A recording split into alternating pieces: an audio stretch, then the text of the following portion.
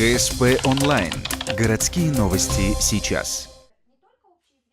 В бизнес-инкубаторе УГТУ прошел второй практикоориентированный семинар для психологов. Приурочили его к профессиональному празднику врачевателей душ. Если большинство профессий отмечают свои праздники отдыхом, психологи Ухты решили отметить его усердной работой по обмену опытом, еще больше расширив программу по сравнению с прошлым годом.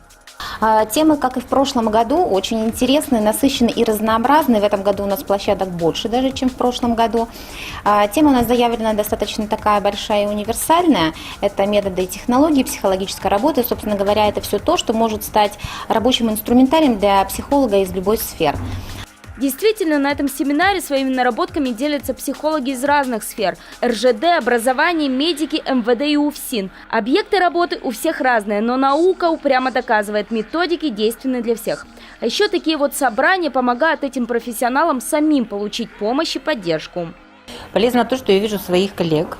Среди них есть коллеги, с которыми я училась, есть коллеги, которые у меня учились, есть с кем-то я работала вместе по работе, пересекалась. И вот это вот, наверное, это ситуация поддержки, да, когда ближайшее окружение вас понимает, поддерживает и с тобой на одной волне.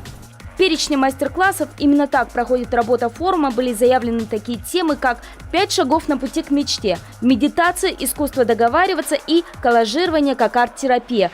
Всего более 10 мастер-классов. Как отмечает организатор, именно такой тематический разброс и позволяет этому форуму не терять своей актуальности и эффективности. Также эта встреча позволяет ухтинским психологам, которые не всегда могут поехать на конференции в другие города, не стоять на месте и двигаться в ногу со временем.